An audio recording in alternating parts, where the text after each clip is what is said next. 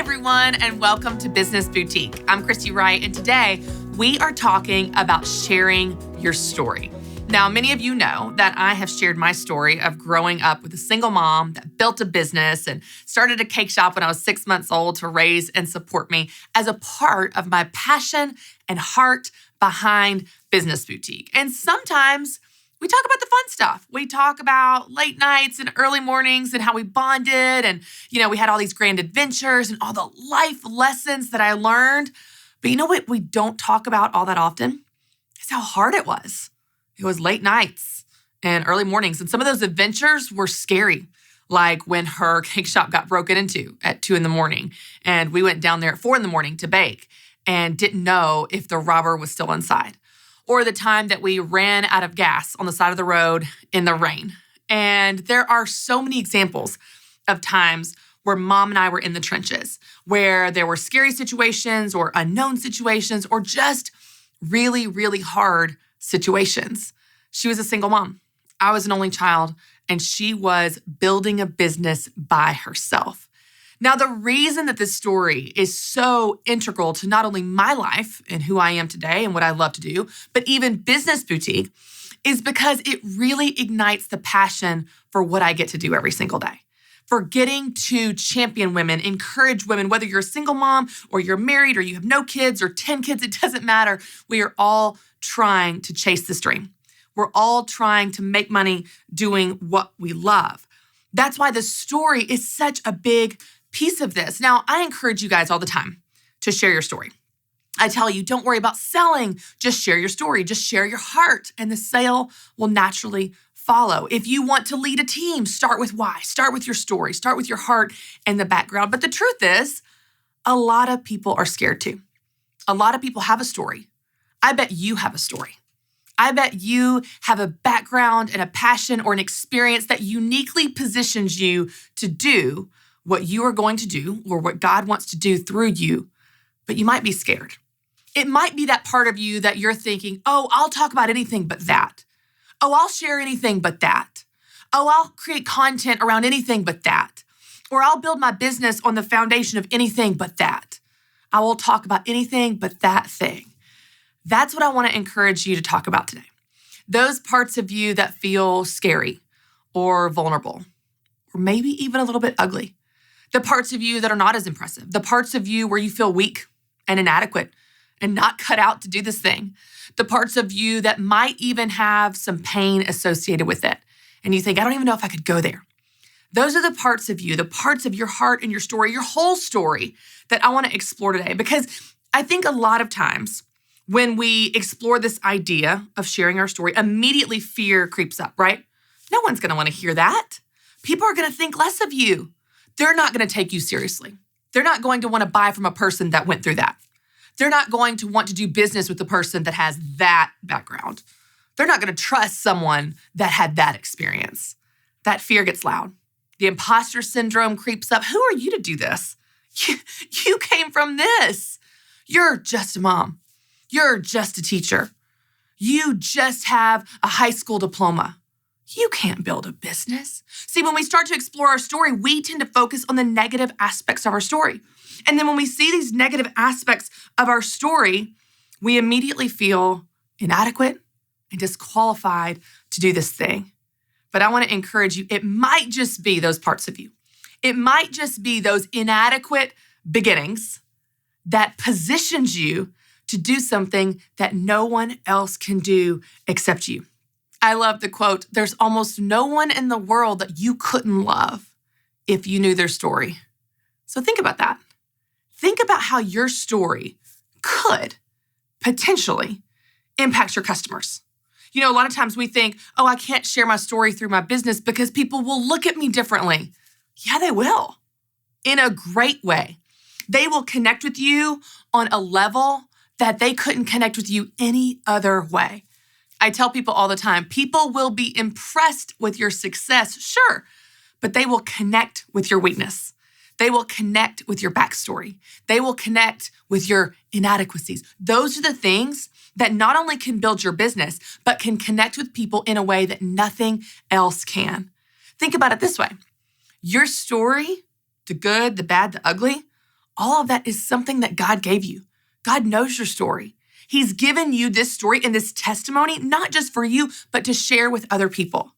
I love in Mark where Jesus tells a man that he has just healed, go home to your friends and tell them what great things the Lord has done for you and how he has had compassion on you. Go and tell them.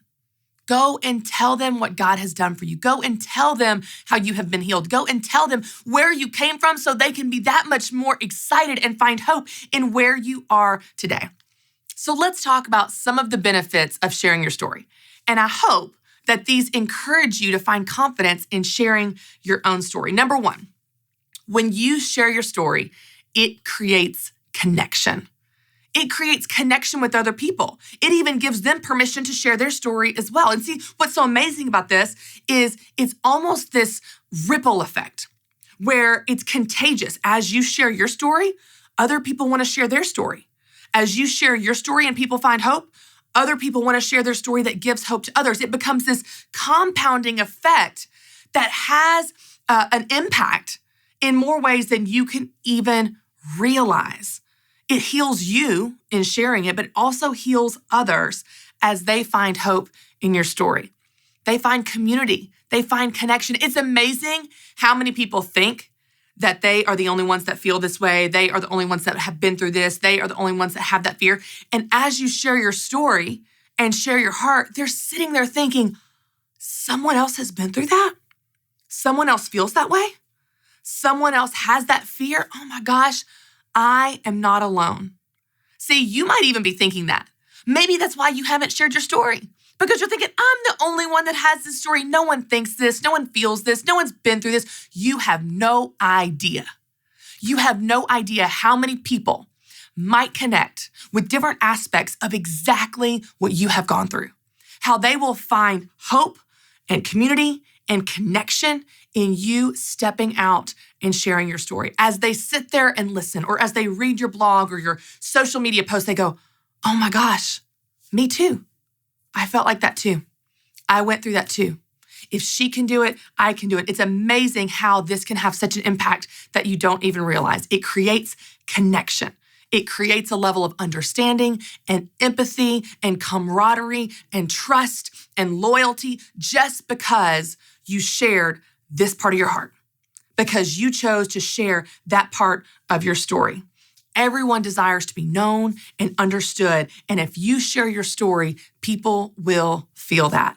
You know, I'll give you guys an example. Many of you have heard me talk about this before, but one of the stories that I share that is not flattering or impressive or successful or exciting, or do I even enjoy reliving it, is one of the stories where I went on a national media hit and I was scared out of my mind.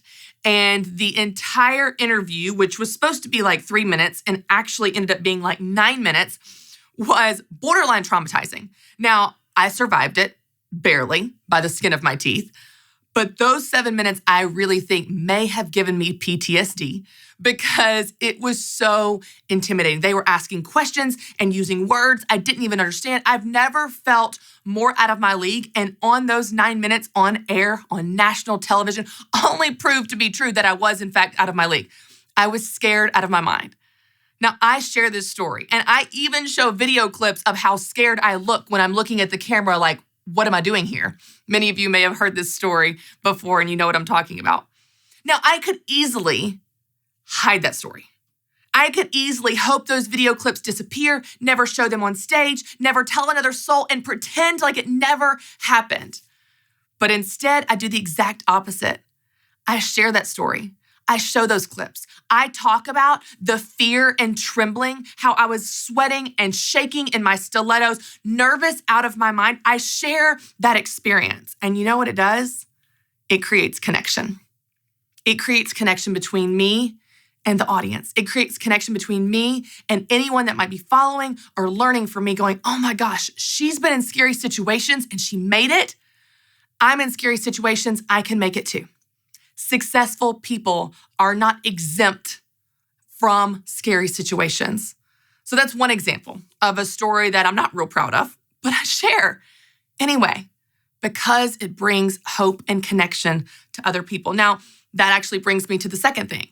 When you share your story, it brings hope for other people. It brings hope for them for the future. We'll be talking to Jamie Ivey later on in the show today, but I wanted to share with you something that she wrote on her website as she talks about this. She said, as the chore of guarding the stories of my past got more and more difficult, I found that I wasn't just hiding my poor decisions. I was robbing others of the beauty of God's grace that had redeemed these moments. This fear of being found out had caused me to unintentionally declare a false gospel, not the redemptive story of what God is capable of doing with all of our mess instead. I love that example. Think about it this way. Your story is not just yours. It's not just yours. It's actually something that God wants to use for other people, to give them hope for a future, to give them hope through hard times, to give them hope through scary moments, to give them hope through challenging business situations, to give them hope through single parenthood, to give them hope through health conditions, to give them hope through marriages that are failing, to give them hope. Are you going through a hard time? Maybe God wants to use you to shine a light in a way that only He can do through you to give someone else hope. It's not just an option for you to share your story. It's your responsibility to steward this thing that God can use for other people, to give them hope. Because when you keep your story to yourself, the ugly parts, the messy parts, the parts that you're not proud of but God has redeemed, maybe even the parts you're still struggling through, the parts that you're living out in real life today, those are the parts that God wants to use. Those are the parts that God wants to show how big and amazing He is. Yes, you are weak. We all are. But that's not the point.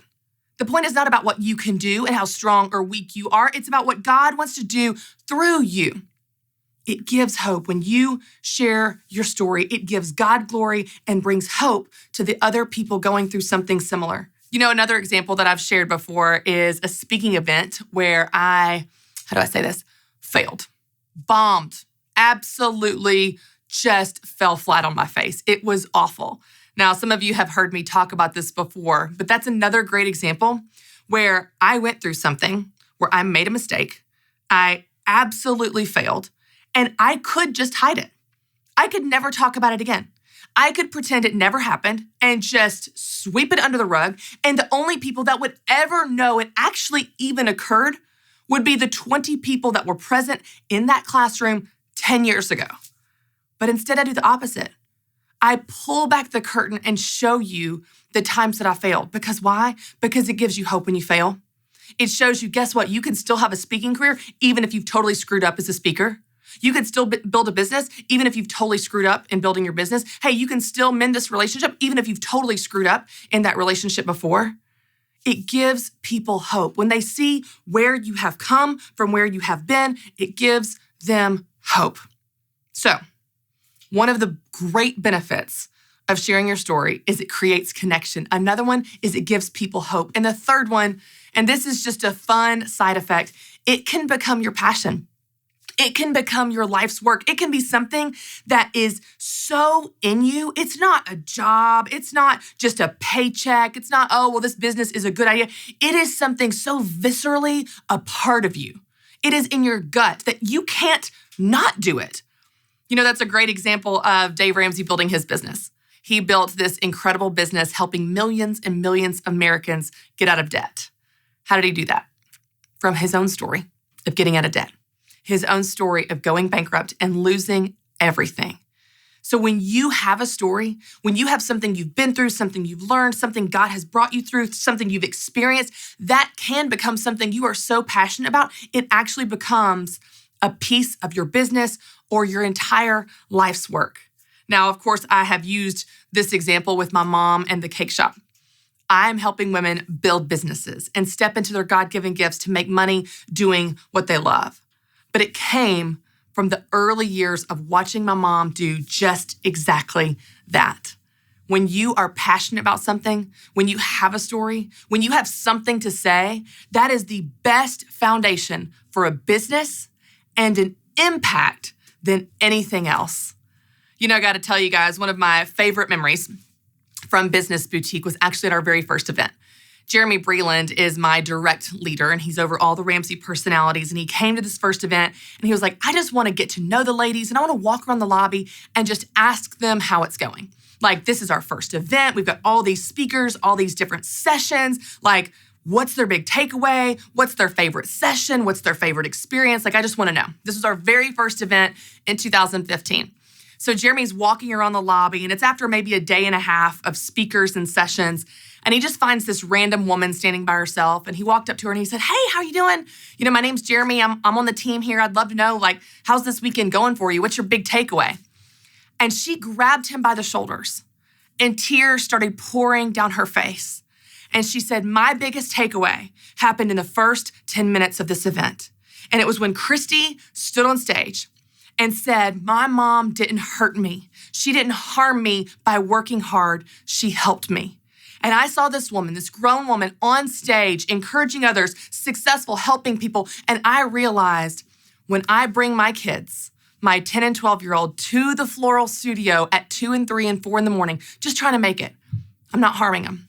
They're going to be okay. When I saw Christy, that she had made it and she was okay, despite what her and her mother had gone through, it gave me hope that I'm going to be okay and my kids are going to be okay too. That kind of impact I could have never known. And that was just one story at the very first event. See, I thought sharing my mom's story was just this fun tie-in to why I love helping women in business. But God wanted to use that one part. God wanted to use that first 10 minutes to give that woman hope in a way that only He can do. So share your heart. Share your story. Don't keep your story to yourself. God gave you that story. He wrote it, not just for you, but because He wants to bless others through you as well. Thanks so much for watching, and don't forget to subscribe to my YouTube channel. And now you can check out this next video. Hey guys, I'm Christy Wright, and welcome to our weekly coaching tip. I want to give you a tip today that's going to help you help your customers talk about you and your business in the exact way that you want them to. Now, of course, you want your customers talking. That is called word of mouth marketing. When they're talking about your business and they're sharing your business with their friends and family members, that's a good thing. That's free advertising. In fact, if they have a great experience, they're more likely to actually be able to refer people, which brings you more business. This is all really good for you and your bottom line. But here's the thing. Your customers may not know how to talk about you. That's why it's up to you to teach them how to talk about you. So the words you use are the words that they will use. So if you want your customers talking about your business in a certain way, be sure that you talk about your business in that exact same way. Let me give you an example. Let's say that someone comes up to you in the street and you guys are chatting, it's a stranger and you're getting to know each other. And they say, oh, that's so interesting. What does your business do? And you say, well, it's kind of complicated. This isn't good because you know what? As soon as they turn around and begin talking about you or your business to someone else, what are they going to say? Well, it's kind of complicated. That's not good. So instead, I want you to have your messaging dialed in. I want it to be clear, concise. I want it to be easy to understand and extremely positive. Make sure that you practice your elevator pitch. Make sure that you actually practice your value propositions. What are your promises? What do you do for your customers? How do you solve their problems? How do you meet their needs? Be sure that you can communicate that, because I promise you this, if you can't communicate it, your customers can't communicate it for you. So if you want your customers sharing the word about your business using word of mouth marketing, make sure you give them the words to be able to do so. Hey everyone, and welcome to Business Boutique. I'm Christy Wright, and I get to hang out today with one of my very good friends, Jamie Ivey. Jamie, thanks for being here. Hi, I'm so glad to be here. Thank you. Now, I have been a fan of yours for a while. I have watched your platform grow, and ever since your book came out, so I know all the things you were up to, and it's just been so fun watching your impact grow. But for anyone watching or listening that doesn't know who you are, tell us a little bit about what you do. Yeah, thank you. Okay, so I live in Austin, Texas, which we were just discussing before we started this. Texas is a very big fan of the Tennessee Volunteers. At least my family is. So I love it. We live in Austin, Texas, and my husband's a worship pastor here. And I, like you said, I host a podcast called The Happy Hour. I wrote a book last year, and I get to travel and speak. And I'm mom to 4 kids. My oldest is a freshman in high school. Cannot even believe it. And then we have 2 7th grade boys and a 5th grade girl. Oh my gosh, you're such a pro. I feel like we've got our third on the way and like teach me all that you know, because the idea of being outnumbered sounds terrifying to me. But people tell me like once you get past 2, like you're just scaling at that point. Once you get to 3, Christy, you got 5, 6. Yeah, You're golden. Yeah, exactly. Okay, so if you're a UT fan, UT Knoxville, do you have to clarify when people say, what kind of fan are you? You say UT Volunteers. Because otherwise they think Texas, right?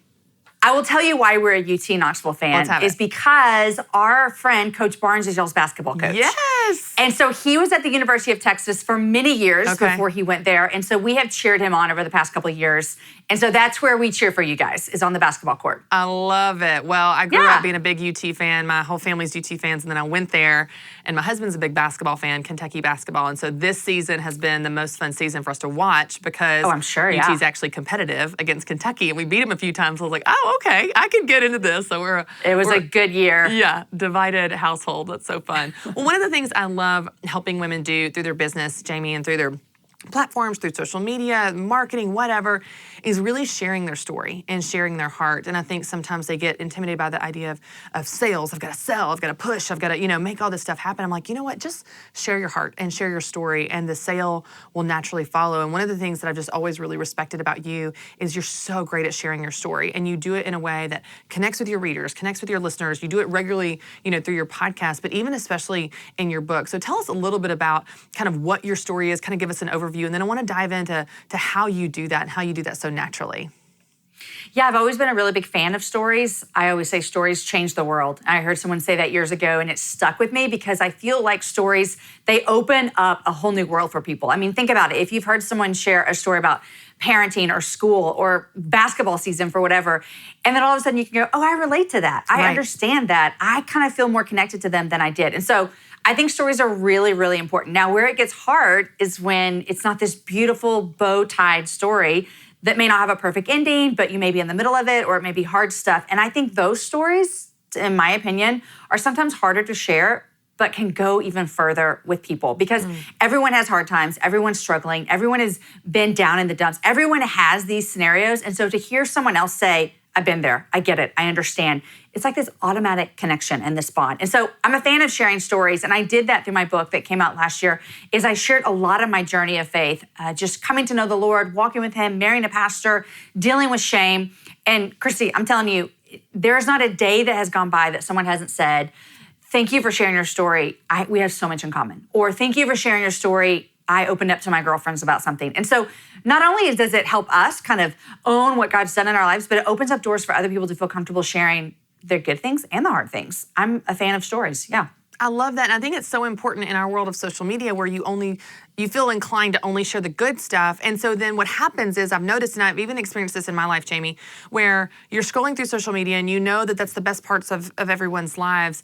But then when you struggle, when you have pain, when you have a failure or a setback, you think immediately, I'm the only one. I'm the only one that feels this way. I'm the only one struggling. Success is so easy for everyone else. And for me, it just feels really hard. And, everyone else seems to have just an easier road and mine feels full of pain and failures and setbacks. Maybe I'm not good enough. Maybe this means I can't do this thing or chase this dream. And it really plants this lie that you are alone. And so I love even what you said about sharing your stories because it creates connection going, oh, you feel that way too? Oh, you struggled with that too? But, to be honest, sharing those parts are hard. Like sharing the less than perfect, parts, sharing the stories of failure or embarrassment. It takes a lot of courage. I'll tell you in my experience, whether it's on stage speaking or through a podcast, sometimes there will be a story that just pops in my mind. And before I have a chance to think about it, I'm already in it. So I'm like, well, now I'm committed, right? Like I have to go ahead, take it all the way, share this thing. I'm like, dang it. And you feel vulnerable and you're like, am I going to regret this? So let's talk a little bit about what that is like, the courage that it takes to share the less than perfect stuff, because you're putting yourself out there hoping that helps and inspires and connects with people. But there's always the chance that they're going, oh no, I don't feel that way at all. You're the only one that did that thing. So it feels risky and vulnerable. Let's talk about how you do that. I think one of the things I always want to make clear up front is you and I, we have a platform. We do podcasts, we do video, we write books and speak. And that's the giftings that God's given us in the place he's put us, right? But I would bet money for you, I'll speak for myself, that my sharing stories and going first and being brave, it starts on a much lower scale than in public and in a platform and on Instagram. My encouragement to women is to find those girlfriends who you really can say anything to. You can say anything about your family. You can say anything about what you're feeling. You can say anything about your faith journey, your business, anything. And they're going to listen, and they're not going to talk down to you, and they're not going to think less of you. And so I think that is the first step, is to have real life friends that you can share real life things with. Because if we're only relying on social media, what people don't know about your life and my life is I don't put up on social media sometimes the disappointment that I might have in some situation or the struggle that I'm having with one of my kids. And so I'm not trying to be fake. I'm just dealing with personal stuff in my own personal life. Right. But you know who knows about those things? Are my girlfriends, are my real people. And so I think instead of thinking, how do I do this on a larger scale? Let's think, how do I do this with the people in my life right now? And then if opportunities arise for you to do things more public or on a bigger level, you've already got that practice. Like you've already practiced saying, hey, here's who I am. How do you think about this? And you have the confidence. Now, I will say this. People all the time are saying, well, what if people do think less of you? What if someone doesn't accept it? And the thing I say about that is that will happen. Right. It definitely will happen, but I don't think it's worth not trying again. I think that the bigger outcome for you to try again and find someone that you can talk to is worth persisting. Yeah. Okay, I love this. Now, this made me think of a question, and this is something I've been kind of wrestling with, trying to figure out for myself, Jamie, over the last year. And I want to camp here. I didn't even plan to ask you this, but this just made me think of it. So, in your opinion, and I love how you just kind of created this parallel here between you've got the stuff you put on Instagram, that's you doing your business, building your platform, inspiring people, et cetera.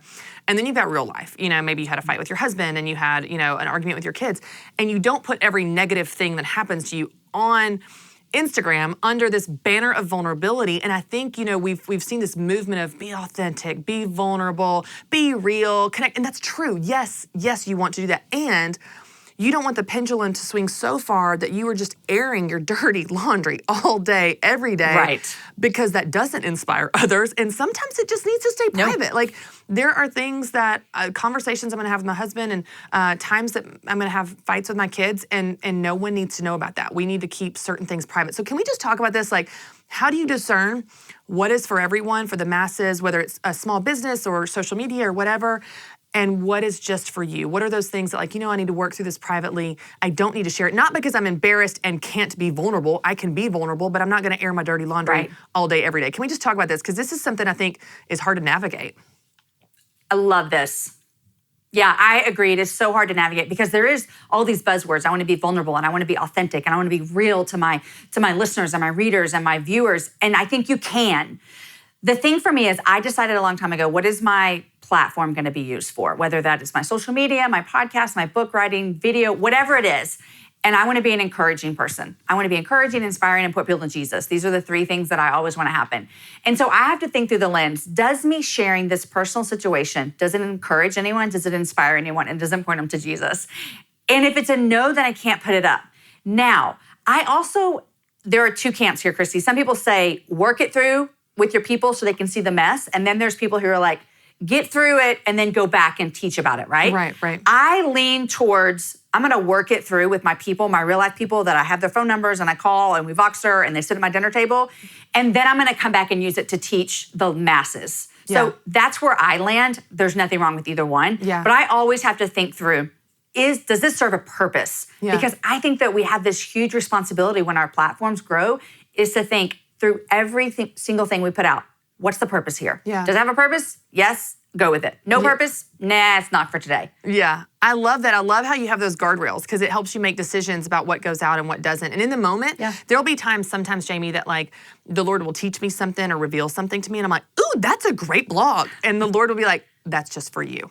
Sometimes I really feel that. And sometimes it's not that clear in terms of discerning that. And I don't know if you're like this, but I have the tendency to swing to extremes. So I'm either all or nothing. I'm on or off, hot or cold, working out every day, or I'm eating Oreos by the sleeve on the couch. There's no in between. And one of the things I've noticed with this kind of be vulnerable, be authentic movement is it's tempting. A lot of women, like I said, it's either airing dirty laundry, but it's also kind of like, oh, I'm just a big mess. Look at me. I have no makeup, messy hair, pajama pants every day. We're just all big messes. Let's just celebrate in our messy camp and high five about messiness. I'm like, okay, Jesus loves you in your mess, and please take a shower and get it together. Get yourself together. There's a time to get yourself out of your mess and put on some makeup and do the hard work. So it's that balance of, we want to swing to the extremes of, oh, I've got to be perfect and be a supermodel, or, oh, I'm just a big mess in my sweatpants all day, every day. No, you can walk this line of sharing the real, authentic parts of you that are a struggle when you're sick, when you're tired, whatever, and also show, you know what, you can get it together, you can take a shower, you can Rachel Hollis, girl, wash your face, whatever you need to do, you can get it together and kind of show that side too. So I love that, because I think it's so easy to just pick one side and camp there, but it really is, it's both. Don't you? Yeah. And I feel like you do that really well, where you're showing behind the scenes, but also still inspiring someone to more. That's what I'm trying to do. And that's where I think about my purpose. Like, what is a purpose with everything? And there's a purpose sometimes to being like, I cannot believe that we're still in school. Like, when is summer break? And talk about how I hate making lunches, all the things. But then there's also a purpose to talk about, how do we finish well? Like, how do I lean into the last 2 months of school, and those kind of examples of saying both sides, and as long as they have a purpose. Now, Christy, I'm going to tell you this. I didn't even know that. No, you don't know this, is that I'm on a kind of social media break right now. Oh, I didn't know that. I know. And I have learned so much about, why do I put content out? Because I'm releasing, someone else is running it for me right now. I'm hands off. So there's no Instagram stories, there's no reading comments, there's no reading messages, there's no feedback. And so this kind of break is helping me kind of reevaluate as well, what is my purpose in Instagram? Because when you take 6-7 weeks off, you kind of feel oh, I miss this, and that feels dirty that I miss that. Like, That's weird that I miss all that. And so I am enjoying this break, but I think it is really healthy for even people running businesses, because that's a scary thing to say, oh, I'm going to take 6 weeks off from Instagram. That's a really scary thing, but it has helped my soul so much that I think I will come back a better person. Yeah, and even having that perspective, you just are gaining perspective you can't gain when you're in the trenches of the day-to-day habits of using social media and that type of thing. And it's a great platform, like we said, to make an impact, to share your story, to connect with other people. I'm just amazed at how you can make connections with people you would never know otherwise on social media, but having that balance. So I love that example. Now let's talk about, when we're trying to navigate this of like showing the parts that aren't as great. I tell people all the time, people will be impressed with your success, but they'll connect with your weaknesses. And so it's like you're showing these weaknesses, you're showing the fears or failures, but you're also trying to inspire them to more. When you're sharing some of the hard parts of your story, when you've got fear creep up, you've got doubt creep up, whether it's in writing your book, like you had your book last year, or any new project that you're facing where it just feels risky and unknown, your story feels silly, your story feels like you're the only one that has the story, or whatever it is, how do you push past that fear? Like, how do you shake off the doubt? How do you keep taking forward steps when everything around you just feels really scary and unknown? Oh, it's so hard. It is so hard. But I think a couple of things. Number one is I try to surround myself with people who are truth tellers. And so I don't need yes people around me, but I do need truth tellers around me. And so I would call my husband a truth teller, is when I'm feeling doubt, when I'm feeling, I don't know if I should do this, he's able to look in and tell me the truth. I have other people on my team who they're going to tell me the truth, which means they're not going to say, oh yeah, you can't do this, or pull yourself up by your bootstraps. They're going to look at me and say, you have something worth saying. So here's how we're going to do it. And then we walk scared into that. We go into it with fear. I think also you have to realize, who doesn't love all of the interviews that they do before the Super Bowl, or the interviews that we'll see tonight before the final March Madness game? They go to people's stories and are like, look where they've been, look what they've overcome, and now look at them, and they're doing all these amazing things. People, like you said, really, really connect with people's journey to where they've gotten. And so for me, I remind myself of that, is that, like you said, people are not just gonna be so impressed with, here's what we did, we put a book out. But actually, let me tell you about the journey of getting there, so that you can kind of relate to what it looked like to complete a project, or to throw your life into something, or do something like that. And so I remind myself of that. I surround myself with truth tellers. And then, honestly, Christy, you gotta just sometimes just like, put your butt in the chair and write a book, or put your butt in the chair and push record on a podcast, or do whatever you have to do. Sometimes you just have to say, I'm just going to do it even if I feel scared. Yeah, I love that, because I've had people ask me before, a friend asked me, I guess it was about a year ago, I had lost, maybe I guess it was 2 years ago, I'd lost the baby weight from my second son, and she was looking at me like with this mystery. She goes, how did you do it? Like waiting for some secret. Like, I'm going to have this magic secret of, oh, you don't know? it's this special secret pill. I was like, Right. I worked out out and I ate good. Like, it's not a secret, but you just have to do it. Like, what's the secret? You just do it. You sit down and write the book. You go run the miles.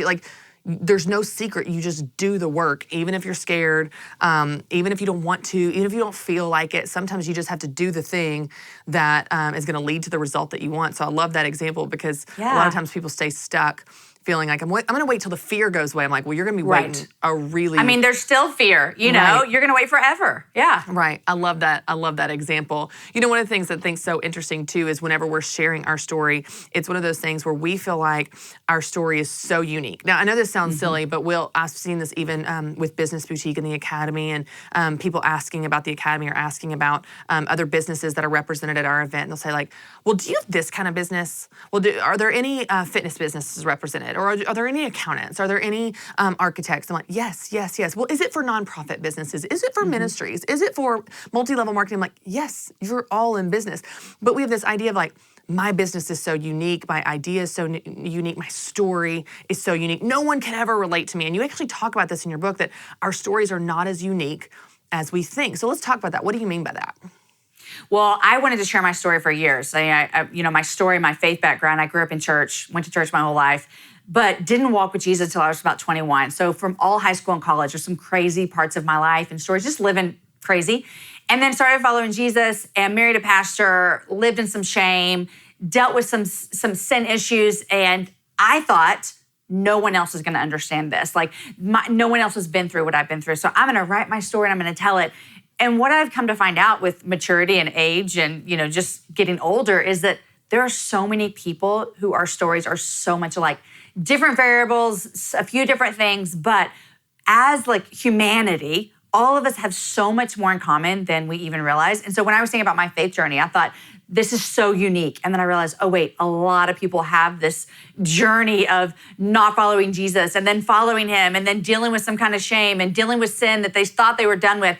And so when I told my story, I just found that like, wow, everyone can relate to this because it's not so unique. And when you talk about businesses, I mean, this is a soapbox that I can get on for so many reasons, is that people will come to me and say, I want to start a podcast, but I think someone's already doing it. Right. No. You're not doing it yet. Or they already had this conversation, or they already do this. And I really do not subscribe to this scarcity mentality of there's not enough room for everyone, because I'm always the first person to say, yeah, you should do a podcast. Yes, you should do it. Even if someone else is doing it, it's not your voice. It's not your style. It's not your heart behind it. And so I think there's more to all of us having a story and unique giftings and talents than we even dare to believe or understand. Well, and I love that because there will be people that you connect with that no one else could connect with in the way that you connect with them, because so true. While our stories are not completely unique, there's people that you need to help. There's still room for you. There's room for you in the marketplace. There's room for you in the podcast world. And I love that abundance mindset, because so often I think people think, well, someone's already doing it, Right. I shouldn't do it. And I'm like, well, first of all, like, books, like you think about books, for example, like, well, there's already been books written. Okay. Are you ever just too inspired? Like, I've read too many books. I'm done. No more books for the rest of my life. No one else is allowed to write a book about grace. It's done. Yeah. That's already been accomplished. And it's funny because when we think about it as a consumer, well, I love to read books. I love to listen to podcasts. I love to, go to hear great speakers or whatever. But then when it's you writing the book, you think, oh, someone's already done it. So I just love that perspective that there's room for you too. There's room in the marketplace. One of the things that I think is really cool about sharing your story is it really creates community in the people that are around you. They're all going, oh, you too? Oh, you feel this way? Well, me too. Talk a little bit about the results that you've seen from sharing your story, specifically since your book's been out, because a book is one of those things that it can just have such a wide reach. I run into people all the time. They're like, oh, I read your book, Business Boutique. I'm like, oh, I forgot people read that, because writing is so lonely. Like, you're behind this computer and then someone's like, I read it. I was like, oh yes, I forgot. I know. But talk about, since your book's been out and even just as you've been sharing your story, what are some of the I don't know, takeaways or insights where you're like, wow, God's using this in ways that I could have never fathomed when I sat down at the computer to write this story, as the community is built and as it's making an impact beyond even what you could have thought? Yeah, one of my favorite things that I hear from people all the time is that because of reading my story, they then were able to share their story with friends. And it is, writing a book, like you said, it's this lonely endeavor. You're just alone and you're just writing words and you think, God, will this ever do anything? And then you're out and you meet someone, or they send you an email or they send you a DM. And basically they say to you, because you had the courage to share your story, I had the courage to share my story. And I've heard some crazy stories where I'm just going, that must have been so fearful for you to say that out loud. And they're like, yes, I was afraid, but you showed me through your courage that I could do it. And so bonds have been redone between families, friendships have gone deeper and deeper because we can get in this rut of just this surface level of friendship for so long. And especially if you have kids and you're working and you're doing activities or whatever you might be doing. And then when they're taking these relationships to a deeper level and they're becoming vulnerable with the real people that they do life with, and they say, our friendship is just deeper than it's ever been. Those are the things that I love. Like, those are the things that make me go, it was worth it for me to go first. Because that's what I felt I was doing. Like, I'm going to go first. And then I want all you people who read the book to go do the same thing. I want you to go talk to people and become vulnerable with your story. I want you to be open about where you've been, your fears, your anxieties, and then let those friends walk alongside you through that. That's been my favorite thing, is to hear other people saying, you went first, and so I was able to go as well. I love that. I love how you said you had courage and then it gave someone else permission to have courage. It's almost like this idea of like the courage is contagious and how powerful that is, because it's like, oh, if she can do it, I can do it. One of my favorite parts about Business Boutique is at our events, we'll have a success story panel, and it's real women running real businesses that you probably haven't seen in any headlines, but we're just telling their story. And that is one of the biggest takeaways for the audience members, not what I teach, but hearing these women going, oh, if she can do it, I can do it. If she was scared and I'm scared, but she did it anyway, I can do it too. So I love that. I love how that courage is contagious. One of the things you talk about in your book is this idea of a safe place for women to share their struggles. And I think one of the biggest fears of why we don't share our story or share our fears or vulnerability or whatever is because we're afraid it's going to be crickets. We're afraid we're going to share it and someone's going, yeah, no, I've never been there. I don't relate to that. That's super weird. And you kind of put yourself out there and now you regret it. And so let's talk about this safe place. Like, what does that look like in a practical way, whether it's in friendship or, even on a bigger scale? Like, how do we provide that for each other and seek that out for ourselves? Yeah. I think this is the part of the scariest part for people, is because they've been hurt before. And so they've done this and they're like, Jamie, I tried this once before and it did not go well. Or B, they just know what could possibly happen. Our stories are so personal. So many times people are bringing really big fears, really big problems, really big issues, and they're walking around with them for years, all alone. It's like we're carrying that boulder that we were never meant to carry all by ourselves. And so the thought of even opening up can be super, super scary. So when I say I want a safe person, for me, in my friendships I work in a faith setting, so I do a lot of stuff in churches and I write Christian books and have a faith-based podcast. For me, I need a friend who loves God more than she loves me. And what I mean by that for me personally is I need someone who is saying, no matter what Jamie brings to the table, no matter what she's struggling with, no matter what we're talking about for the 17th time this whole year, I love God so much that I'm going to reciprocate that love towards her. And so to me, that makes it such a safe place because I know that they have my best interest at heart because they love God. They serve him. They want to do what's right in his eyes. And so for me, they're going to, in turn, treat me that same way. So that's what I'm looking for, someone who loves God a whole lot, because then they're going to reciprocate that for me. Number two, I think we sometimes think that I'm just going to meet this new friend. All of a sudden, I'm just going to word vomit everything that I need to tell them that I've been holding in for all these years. I think it's a little back and forth. I mean, you meet a new friend and, you kind of test out the waters, like saying something that's not the worst thing not the worst fear you have or the worst anxiety you have or the worst struggle in your life right now, but just give a little bit of it. It's like a test. Like, okay, how are they going to react to this? And that's how friendships are built. It's like a give and take. And I'm going to do I feel okay opening up about this? I mean, I host a Bible study in my home every week, and there are a lot of women in there that I met for the first time when they walked in my doors. Now, that's a vulnerable situation for me to be like, hey, let me tell you everything I'm struggling with right now. No, because we just met. Right. But through consistency and through being vulnerable with little things, and for each of us showing up in each other's lives, we build trust so that there are moments when they can say, hey, here's what's actually going on. And then I can be the kind of friend that says, okay, that's fine. I'll walk through it with you. I love that. I love the idea of focusing on the trust, because as you build the trust, and the foundation is there for you to share that. And you even have to have that really on a larger scale too. Like, you shared your story in your book and you had no idea who was going to read that, but it's like you had to trust that God was going to use that. If he gave it to you, he wanted to use that. So I think that's such a great example. One of the things that I think is so good for all of us as we're kind of exploring this idea of, okay, I want to share my story. I want to be vulnerable. I want to be authentic, is making sure that we're doing it for the right reasons. Now, I know that sounds like a silly thing, but sometimes it's like, I'll tell a story just because I'm a good storyteller, just because I like to talk, or just because I need to vent. But it's especially in our platforms and our businesses. Like, I love your guardrails. I'd love it if you'd give me those again. Is this going to help or have a purpose? So what are those three? Because I think that's really good reminder. And they don't have to be that for whoever's listening, but to set those guardrails, if I'm going to share this, it's going to be because it meets these certain criteria. So what are yours? Remind me of those again. Encourage, inspire, and point to Jesus. And I started those when I started my podcast. And the best thing for me, Christy, was to have those like down so that for me on like a business standpoint, let's say 1 month it tanks and like no one listens to the show. Well, I'm freaking out, but I can still go, did I do these 3 things? Like, are we still on the right path here? Do we need to adjust some things? For sure. Obviously, in the business mindset, you don't want to have no listeners. But I do think with everything I put out, is it encouraging? I want to be an encourager. I do not want to be a Debbie Downer online, on my show, anywhere. We have enough of that in the world, right? Is it encouraging? Is it inspiring? Am I always inspiring women that they can do big things right where they are? Like, I want women to think they can just dream up anything and go do it.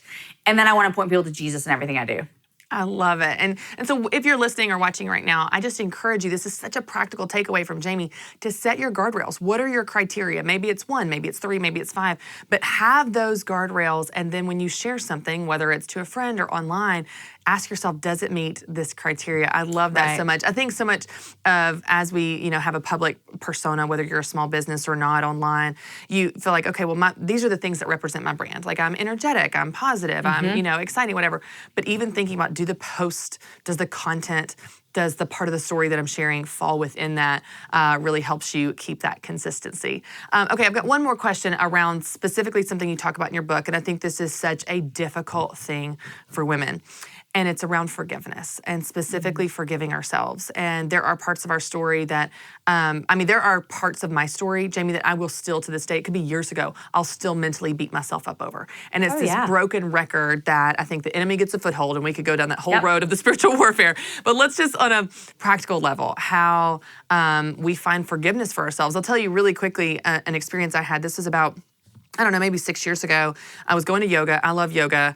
And I'm laying there. They do that thing at the beginning where they're like, okay, set your intention for the class. I'm like, I don't know what that means, but okay.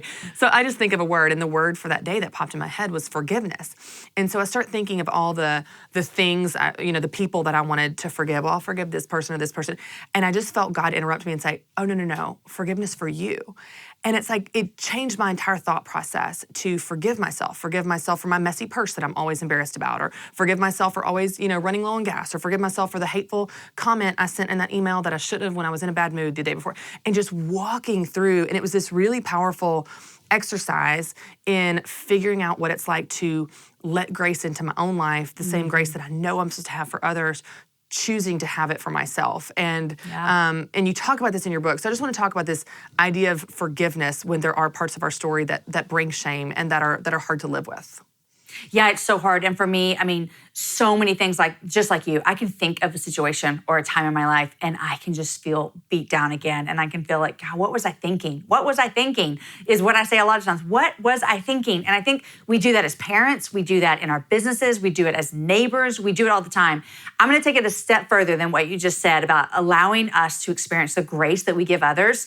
I was doing a podcast a couple of years ago with a guest, and she started talking really crazily about forgiveness, and I have never thought the same about it before.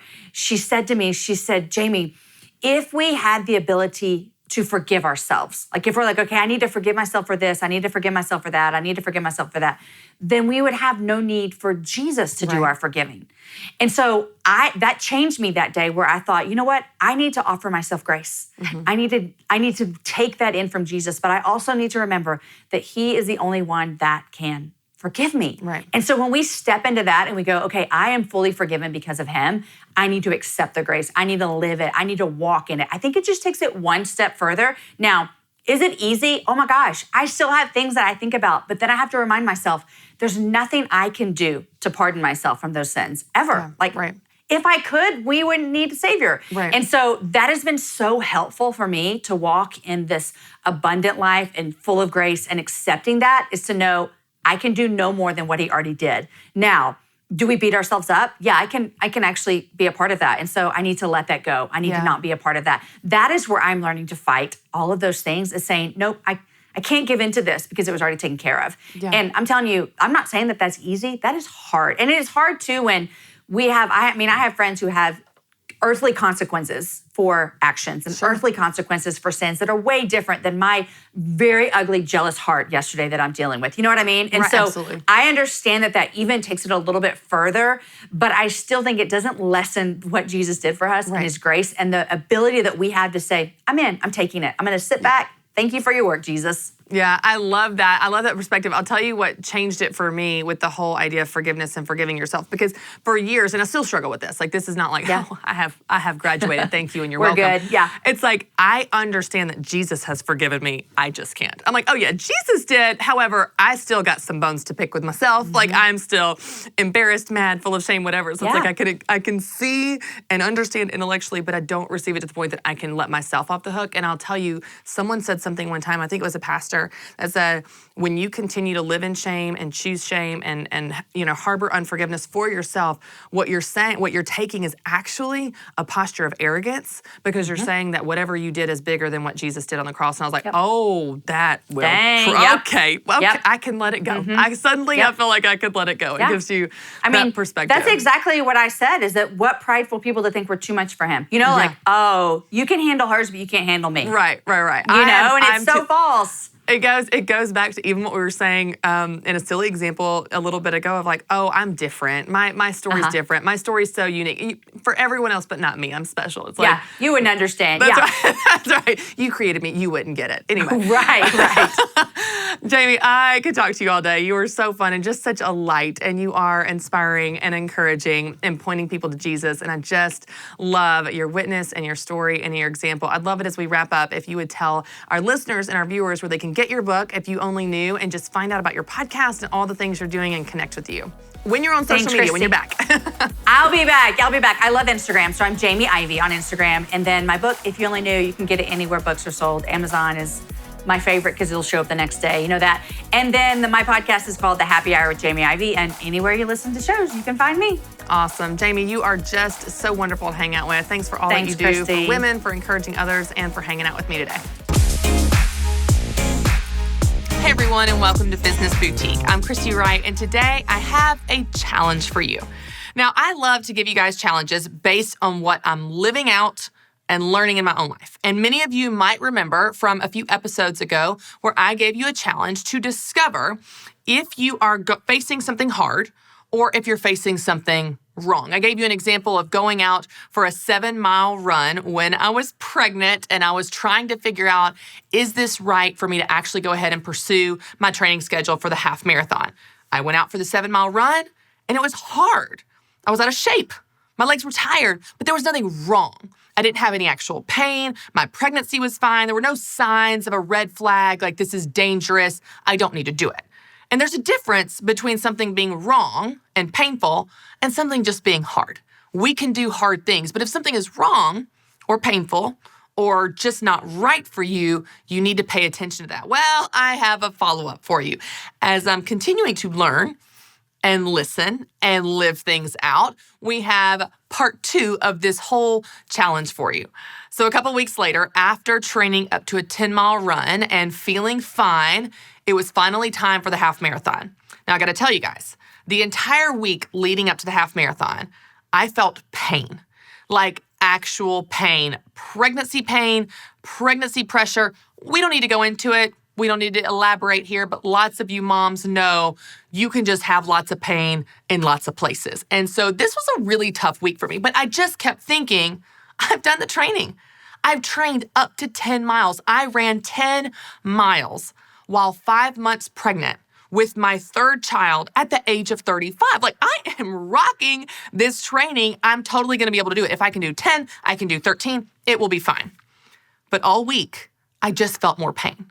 I found myself needing to sit down more. I found myself not even being able to stand at the kitchen counter and make dinner without needing to sit down.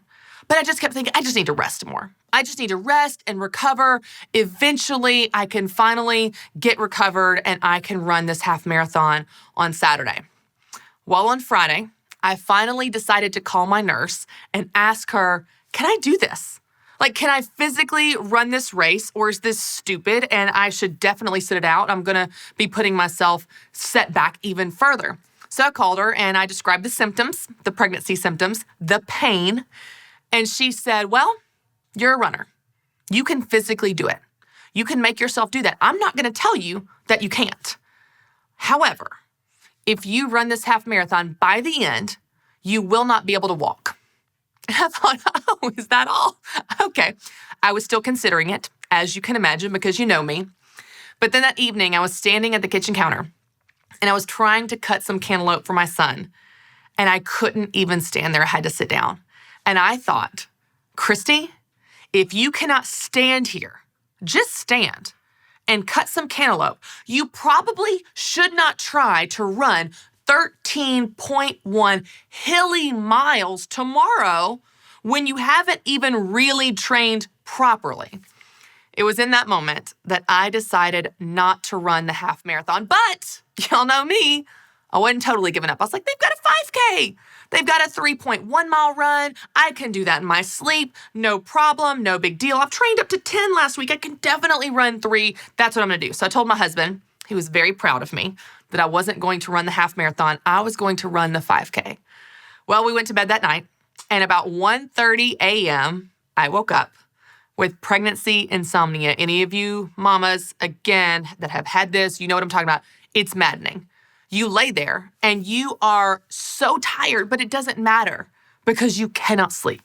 So I laid there, 1:30, 2, 2:30, 3, 3:30, 4, 4:30, I am still awake. And it's at this point that I had a talk with God about my plans for the next day. And I thought, maybe God is telling me not to run at all. 0 miles. Not a half marathon, not a 5K. Maybe I should sleep in and rest and pay attention to what he's trying to tell me. I don't need to run. So at 4:30 a.m., before my alarm was set to go off at 5 to get ready for the 5K to go downtown with my husband and the 30,000 people running the half marathon, I decided to sit it out. Now I got to tell you guys, it was so hard. It was so difficult to make that decision. And some of you might be watching and thinking, why was that hard? Your body is tired. You had pain. You're pregnant. Like, this is so obvious. But it's so much easier to say that from the outside. When we are in our own heads, you know what we hear? You said you were going to do it. You told people you're going to do it. You put it on Insta story, you were going to do it. You trained to do it. You can do it. You did the mileage. You did 10 miles. You can do this. You should do it. Are you just giving up? Because you know you can make yourself do it. Like, you could finish. This narrative in my head to turn that off and decide to choose wisdom over pride was really difficult. The next day, whenever I gave a recap of this on Insta Story, someone messaged me back and said, sometimes saying no is harder than running the race itself. And I thought, isn't that true? Sometimes saying no is harder than doing the challenging thing. Sometimes sitting out, sometimes quitting, sometimes tapping the brakes, sometimes passing an opportunity, sometimes stepping back and slowing down is actually harder for some of us than pushing forward and pushing through. Now, I don't know about you guys, but if I get really honest about what was going on in my head, it was not about I had to perform or I thought everyone else expects me to perform. It was all about pride. I'm learning that pride is not power and wisdom is not weakness. And I will tell you how I felt the next day when my husband went and ran the half marathon and I struggled to even stand for more than 2 minutes. I realized what a right decision that was.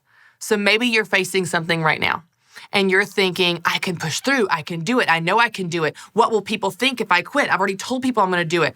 And it's the thing that you feel this urging and this sensing that you're supposed to slow down. You're supposed to stop. You're supposed to quit, which sounds absolutely blasphemous. I want to encourage you. There might be wisdom in that. There might be wisdom in God's prompting in your life to do something that seems counterintuitive, that seems weak, but it's going to be the right thing. It will be the wise thing. I'll tell you, it's hard. It's harder to say no than pushing through the challenge sometimes, but I promise you, as we grow in maturity and wisdom, I think we will find it pays off. Thanks so much for watching, and don't forget to subscribe to my YouTube channel. And now you can watch this next video.